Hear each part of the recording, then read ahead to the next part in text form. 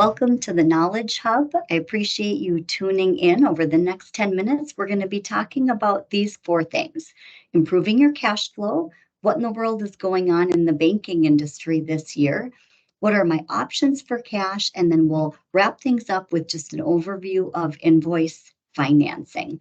My name is Sheri Tischer with Scale Funding, formerly TCI Business Capital.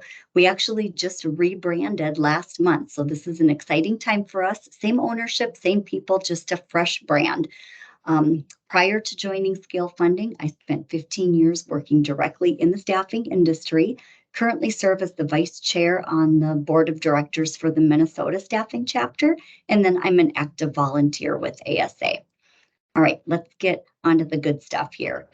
Improving your cash flow. I wanted to start this out with a quote by Jack Welch.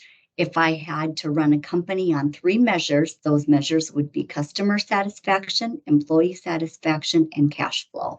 And I think this quote really resonates and hits home to those of us in the staffing industry. Moving on to this research by US Bank. Cash flow is the reason 82% of small businesses fail. And it's not so much the front end of the business that can be challenging, the getting orders, filling orders. It's the back office and it's the cash flow that can be so problematic for business owners is what we have found. So we've come up with 6 tips for improving your cash flow. And for the sake of time here today, I'm really just going to hone in on these first 2. The first one, contract payment terms. When we're negotiating our contracts with our clients, so often, we're focused on that bill rate or the markup, which we should be. I mean, that's our top line revenue after all. But I just don't want us to forget about or discount the payment terms portion of that contract. It can be so valuable just to tighten up those payment terms a little bit. If your current contracts are net 30 or net 40, can you tighten that up to a net 15 or net 21? Just a few days can really have a huge impact on your cash flow, and especially if you're paying interest and fees to a bank or a funding company. And then moving on to working your aging, of course, making sure you've got somebody designated for this task and making sure that it's calendared weekly. I know I always had to do that, make sure it was on my calendar. Otherwise, it was one of my least favorite tasks to do and it would be pushed aside. But the 2 other things that I want to talk about regarding your aging, one is to really watch your client payment trends. We have noticed just through our analysis that within the staffing industry, days outstanding has deteriorated by about 25% this year. So as you're making your calls and looking at your aging, really watch those payment trends. If a client typically pays in 30, if they're starting to slip, just be sure to be on top of that. And then the other thing is to make sure you establish a relationship with your accounts payable team at those client companies right from the get-go as you're onboarding that client. This is the time to meet them in person if they're local or have a phone call and talk about what that invoice should look like. What are the things that they need on that invoice to ensure approvals and to assure a fast payment processing? And do they want it broken down by department or by job? Do they want a hiring manager's name on the invoice? Questions like, who do you reach out to if there are questions on the invoice? So doing those things all up front can really save a lot of time going forward. And then, as I mentioned, the next things on this slide here, you can reach out to me at a later time if you'd like to have a future discussion. But moving on to navigating the current banking environment. I mean, we've got high interest rates, which is no surprise to anybody. I mean, prime interest rate specifically has gone from 3.25 to 8.5 over the last couple of years. Fortunately, the Fed held off on any increases this last month. Now, some people think that we're done with all the rate increases. We happen to think that we're going to see 1 or 2 more increases before it's all said and done. So we'll have to watch that.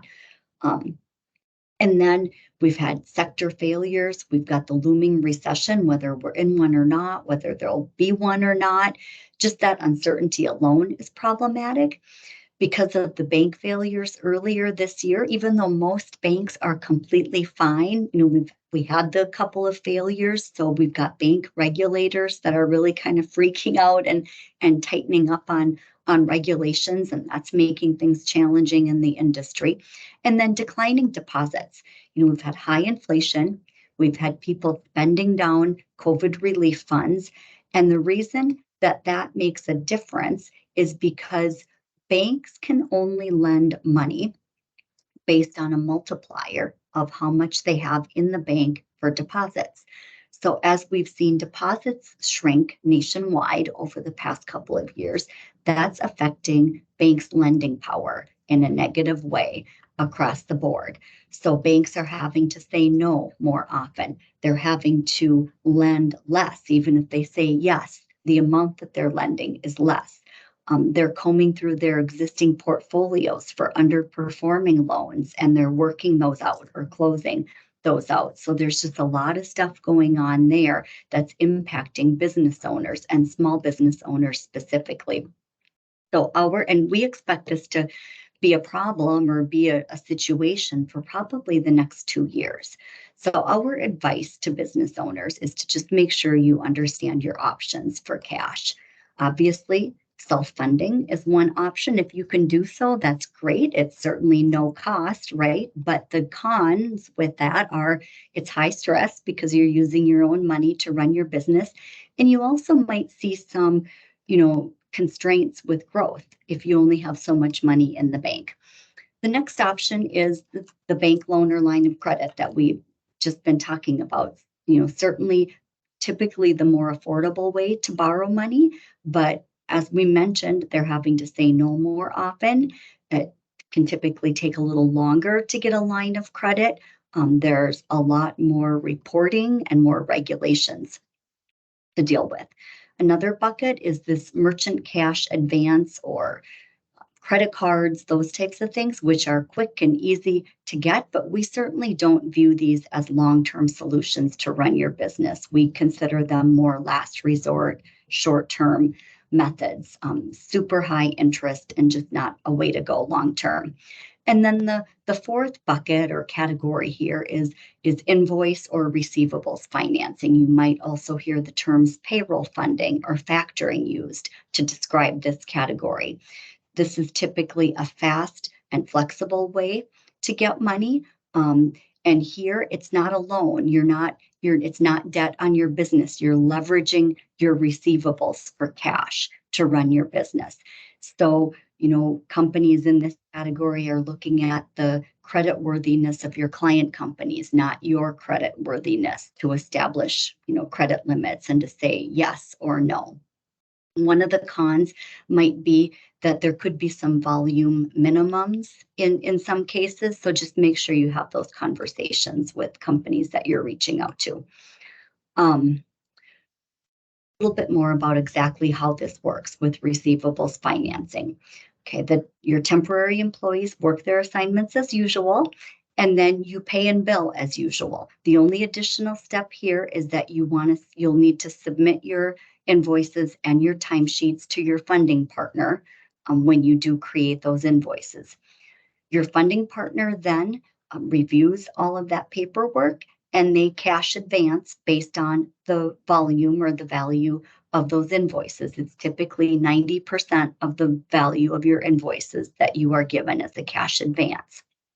That gives you the cash to cover your payroll and to cover some other operating expenses. When your client companies process those invoices and pay those bills, they send those to the lockbox of your funding company. Your funding company then accepts those invoice payments.